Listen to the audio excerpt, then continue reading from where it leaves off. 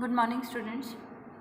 देखो हमारा topic rings वाला चल रहा था ना, तो हमने सब रिंग वाले चैप्टर में पहले हमने रिंग किया, फिर उससे रिलेटेड और काफ़ी सारी डेफिनेशंस करी, इंटीग्रल डोमेन किया और with zero divisor, without zero divisor, काफ़ी सारे टॉपिक किए, सब रिंग किया हमने। अब इसी में एक नेक्स्ट हमारा टॉपिक है सेंटर ऑफ ए रिंग। ये डेफिनेशन है सेंटर ऑफ ए रिंग। देखो किसी भी रिंग का जो सेंटर है, हम किसको बोलेंगे सेंटर ऑफ ए रिंग, तो हम इसकी डेफिनेशन करते हैं let R be a ring. R हमने कोई रिंग ली, the set of all those elements of R which commute with every element of the ring is called centre of a ring R and is denoted by Z are.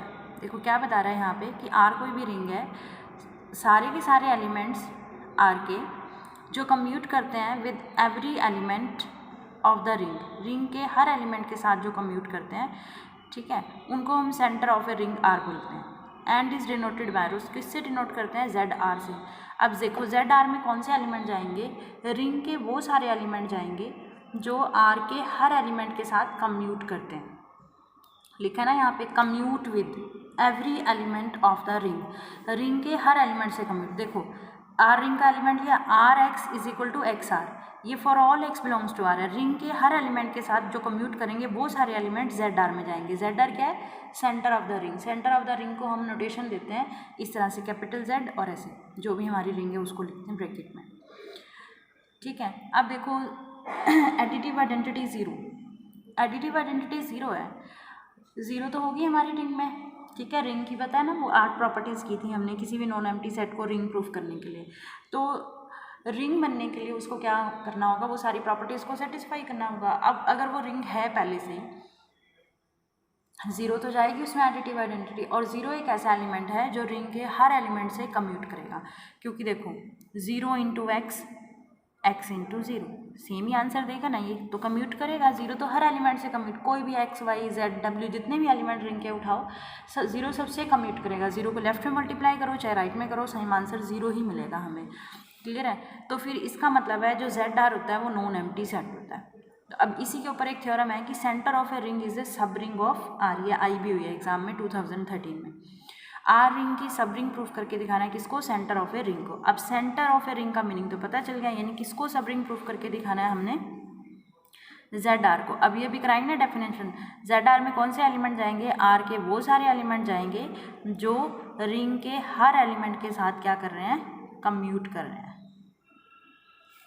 Clear है। जो ring के हर element के साथ करें, क्या करें, commute करें, वो जाएंगे जेड आर, यानी सेंटर ऑफ द रिंग में वो सारे के सारे एलिमेंट जाएंगे। अब मुझे इसको क्या दिखाना है, सब रिंग। सब रिंग दिखाने का मतलब क्या था, रिंग दिखाना। और हमने किया था कि रिंग दिखाने का मतलब वो 8 प्रॉपर्टीज़ नहीं करनी है। हमने एक थ्योरम की थी इसके ऊपर कि हम वो 2 प्रॉपर्टीज़ करके दिखा दें तो तब भी वो सब रिंग प्रूफ हो जाएगा। क्या प्रॉपर्टीज़ थी, 2 एलिमेंट रिंग के उठाएं, जिसको भी हमने सब रिंग प्रूफ करना है उस नॉन एम्प्टी सेट के पहले 2 एलिमेंट लेंगे, उसकी सब्ट्रैक्शन जानी चाहिए और उनकी प्रोडक्ट जानी चाहिए। अब देखो सबसे पहले मुझे इसको नॉन एम्प्टी प्रूफ करना है, तो मैंने अभी बताया ना, ज़ीरो, ज़ीरो आर का एलिमेंट है और ज़ीरो इंटू एक्स करें, एक्स इंटू ज़ीरो करें for all x belongs to R, R के हर एलिमेंट के साथ क्या है, ये कम्यूट कर जाएगा।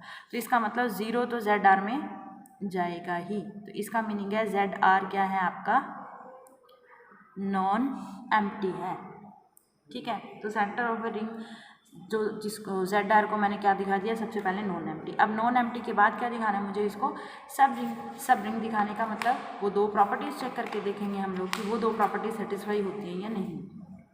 तो वो 2 प्रॉपर्टीज़ के लिए क्या करना था, जेड आर से ही मुझे 2 एलिमेंट उठाने थे। तो मैंने क्या किए, कोई भी 2 एलिमेंट उठा सकते हो, मैंने R1 R2 2 element Z are से उठाए हैं, ठीक है, इस सेट से।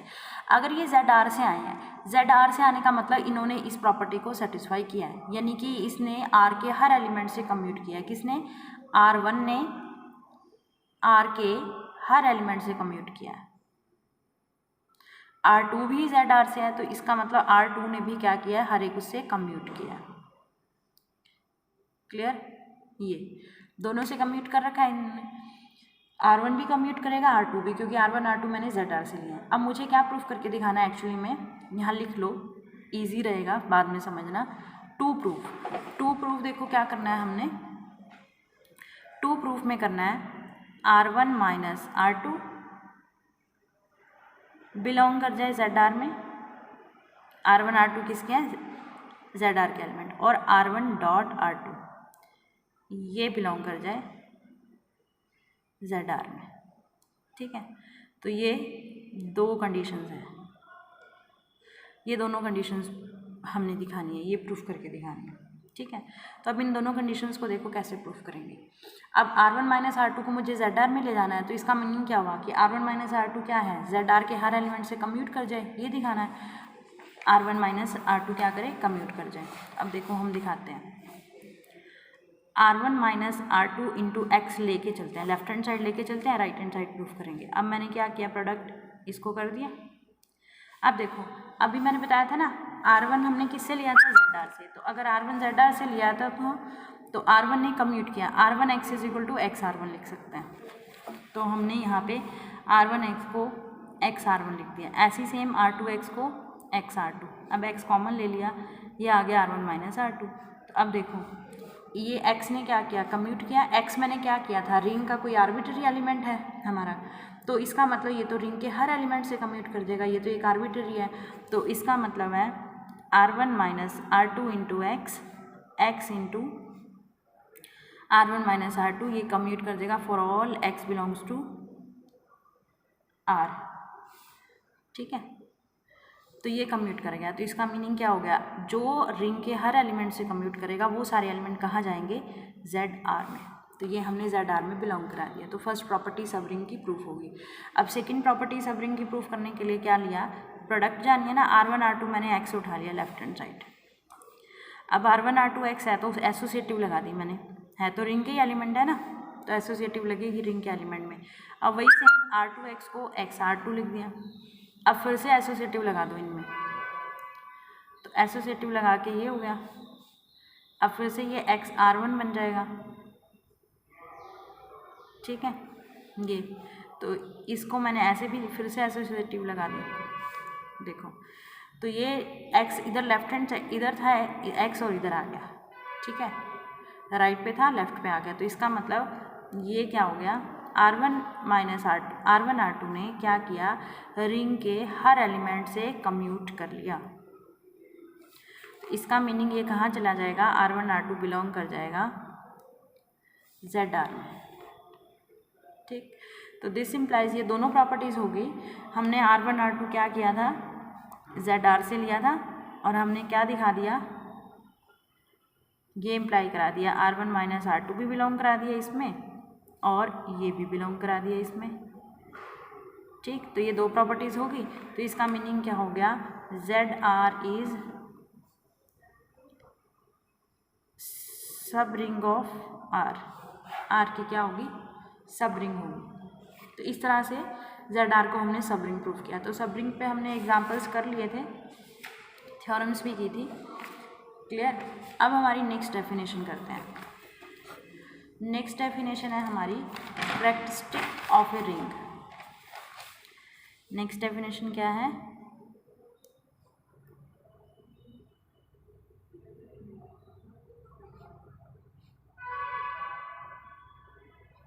कैरेक्टरिस्टिक ऑफ ए रिंग, ये हमारी नेक्स्ट डेफिनेशन है। देखो कैरेक्टरिस्टिक ऑफ ए रिंग क्या बोलेंगे, R एक रिंग ली मैंने, ठीक है, और इसकी एडिटिव आइडेंटिटी ले ली विद एडिटिव आइडेंटिटी 0 ले ली। ठीक है, अब हमें क्या करना है, कैरेक्टरिस्टिक निकालना है। तो कैरेक्टरिस्टिक के लिए क्या करेंगे, there exist let there exist ये पॉजिटिव इंटीजर ही होना चाहिए, ये ध्यान रखना, नोट करने वाली बात है। n such that a into n करो या फिर n नहीं करो, ये क्या आनी चाहिए, 0 for all a belongs to R। मतलब रिंग के हर एलिमेंट के लिए, R कोई भी रिंग है, ये इसकी एडिटिव आइडेंटिटी है। तो हमें एक ऐसा पॉजिटिव इंटीजर अगर मिल जाए कि रिंग के हर एलिमेंट के साथ, इस इंटीजर को मैंने रिंग के हर एलिमेंट के साथ लगाया a इंटू n, तो ये क्या है, इक्वल टू में एडिटिव आइडेंटिटी आ जाए। इस तरह से सॉल्व करें तो भी ये एडिटिव आइडेंटिटी आ जाए। तो फिर हम इस ये जो n आया ना मेरा, ऐसे बहुत सारे n मुझे मिल जाएंगे। तो ऐसे n में जो स्मॉलेस्ट होगा ना, the smallest of all such n, जितने भी ऐसे n आएंगे उनमें से जो सबसे स्मॉलेस्ट होगा उसी को क्या बोलेंगे, इज कॉल्ड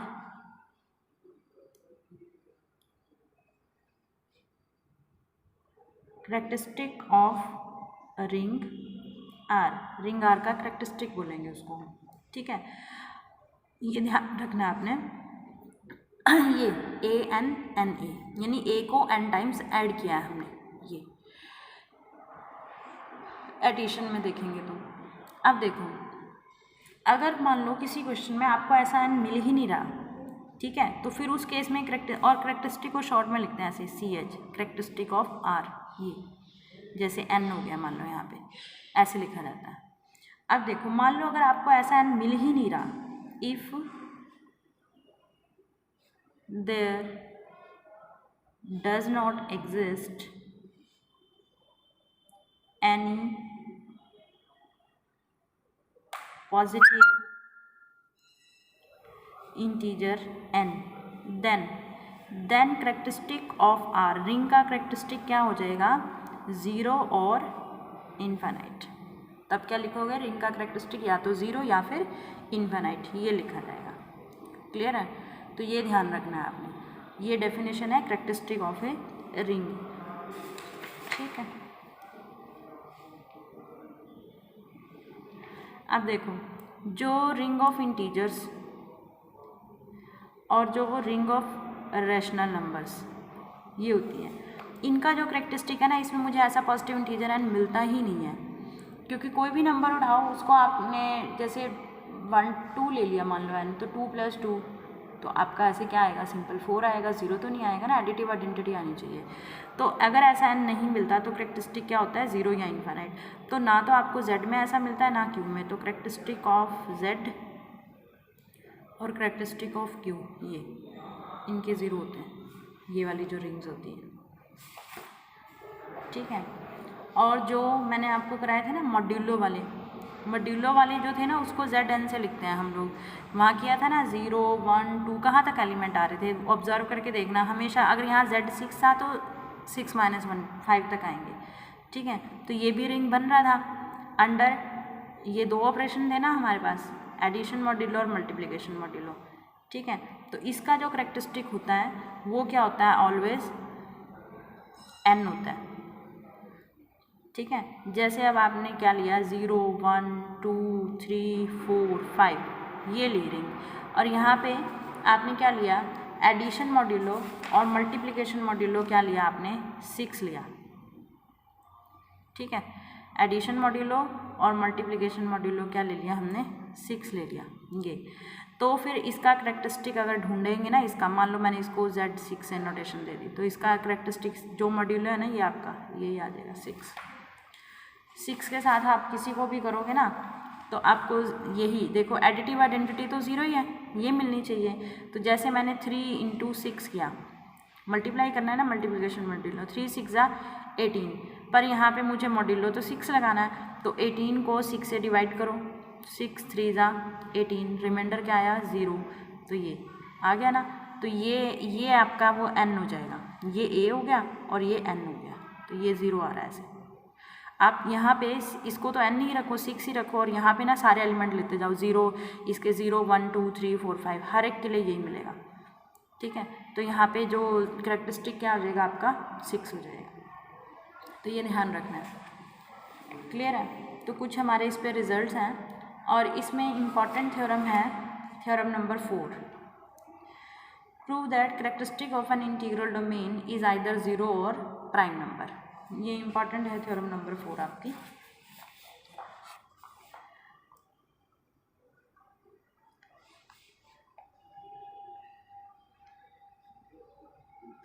प्रूव दैट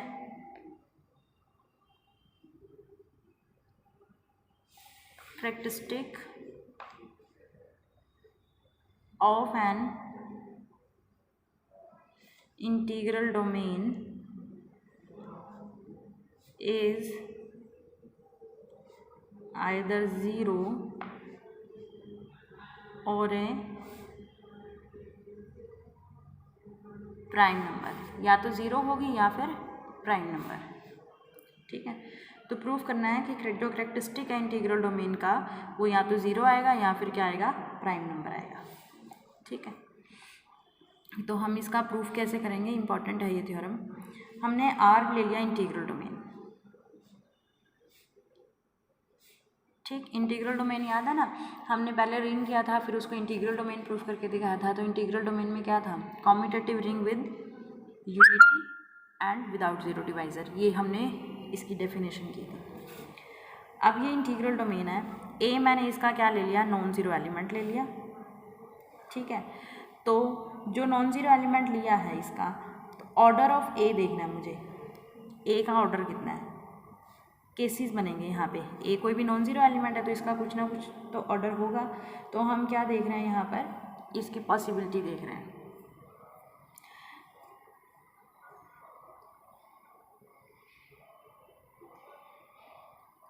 ए का ऑर्डर अगर ज़ीरो हुआ,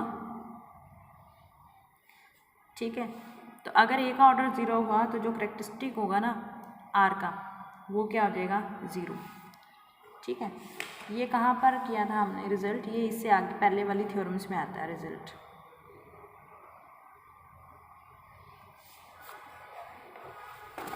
ये है order of each non zero element of an integral domain. ठीक है, इस सेम जितने भी इंटीग्रल डोमेन के नॉन ज़ीरो एलिमेंट होंगे ना, हर एक नॉन ज़ीरो एलिमेंट का जो ऑर्डर होता है वो सेम होता है। एक तो ये रिजल्ट याद रखना है आपने। ठीक है, फिर ये रिजल्ट्स है हमारे पास, characteristic of a ring with unity, कोई भी रिंग विद यूनिटी है इज़ ज़ीरो, और या तो ज़ीरो होगा उसका करेक्टरिस्टिक और greater than zero according as, किस पे डिपेंड करेगा, as the identity element of the ring, generally जो हम वन लेते हैं, regarded as member of the additive group of the ring has order zero और ग्रेटर देन ज़ीरो। या तो ज़ीरो होगा, यानी उस किसके ऊपर डिपेंड करेगा, देखो रिंग का करेक्टरिस्टिक कह रहा है जो है रिंग विद यूनिटी जो है उसका करेक्टरिस्टिक या तो ज़ीरो होगा या ज़ीरो से ग्रेटर होगा। किस पे डिपेंड करेगा, जो आइडेंटिटी एलिमेंट होगा ना रिंग का, उसका जो ऑर्डर होगा उसके ऊपर। अगर उसका ऑर्डर ज़ीरो हुआ तो इसका करेक्टरिस्टिक भी ज़ीरो होगा, और अगर ग्रेटर देन ज़ीरो होगा तो ये भी ग्रेटर देन ज़ीरो। फिर इसी तरह से हम इंटीग्रल डोमेन पे थ्योरम कर रहे हैं, तो इंटीग्रल डोमेन पे क्या रिजल्ट है, characteristic of an integral domain R is zero और एन यानी ग्रेटर देन ज़ीरो, वो किस पे डिपेंड करेगा, according as order of any non zero element regarded as member of additive group of R is zero और N. ठीक है, तो इंटीग्रल डोमेन का करेक्टरिस्टिक या तो ज़ीरो होगा या एन होगा, किस पे डिपेंड करेगा, जो एन क्या है, अकॉर्डिंग है order of any non zero element as a member of additive group का मेंबर होना चाहिए वो, तो उसका जो नॉन ज़ीरो एलिमेंट का ऑर्डर होगा वो अगर ज़ीरो है तो ज़ीरो, अगर एन है तो एन करेक्टरिस्टिक। ठीक है, और ये एक रिजल्ट हो गया कि हर नॉन ज़ीरो एलिमेंट जो होता है इंटीग्रल डोमेन का उसका ऑर्डर क्या होता है, सेम होता है। क्लियर, तो अब हम क्या लेके चले हैं, हमने क्या लिया, आर इंटीग्रल डोमेन लिया, ए इसका कोई भी नॉन ज़ीरो एलिमेंट लिया, अगर ए का ऑर्डर ज़ीरो तो करेक्टरिस्टिक ज़ीरो उस रिजल्ट से, और अगर ए का ऑर्डर कोई प्राइम नंबर हुआ, पी ले लिया मैंने, ठीक है, पी ले लिया मतलब नॉन ज़ीरो ले लिया, मतलब देखो ए के ऑर्डर की दो पॉसिबिलिटी थी, ए का ऑर्डर या तो ज़ीरो आएगा या फिर नॉट इक्वल टू ज़ीरो आएगा। ज़ीरो आएगा तो करेक्टरिस्टिक भी ज़ीरो, ये तो थ्योरम प्रूफ होगी, यहाँ उस थ्योरम के रिजल्ट से प्रूफ हो गया। अब मैंने दूसरा केस ले लिया नॉट इक्वल टू ज़ीरो, अगर नॉट इक्वल टू ज़ीरो है तो कुछ ना कुछ तो ऑर्डर होगा, मैंने उसको पी मान लिया, नॉन ज़ीरो कोई भी, ये पी मान लिया। ठीक, अब मुझे प्रूफ करके दिखाना है थ्योरम के अकॉर्डिंग कि उसका करेक्टरिस्टिक या तो ज़ीरो वाला केस हो गया प्रूफ, या क्या होना चाहिए, प्राइम नंबर। तो अब मैंने जो इसका ऑर्डर पी माना है तो मुझे ये दिखाना है ये पी क्या होना चाहिए, प्राइम। तो हम क्या करेंगे, to prove P is prime, मुझे पी को क्या दिखाना है, प्राइम नंबर दिखाना है। ठीक है, अब प्राइम नंबर पता है ना कौन से होते हैं, numbers which are divisible by itself and one, two is the smallest even prime number. अब मैंने ऑर्डर क्या लिया, प्राइम तो प्रूफ करके दिखाना है, तो मैंने उसका उल्टा सपोज कर लिया, let if possible P is prime नहीं होगा तो दूसरा नंबर क्या है, कंपोजिट नंबर, दूसरी पॉसिबिलिटी कंपोजिट नंबर होगा तो फैक्टर्स भी बनेंगे। तो मैंने क्या ले लिया, पी के फैक्टर्स ले लिए, P1 P2। ठीक है, अब P1 P2 फैक्टर हैं, P1 P2 ये मैंने फैक्टर्स ले लिए।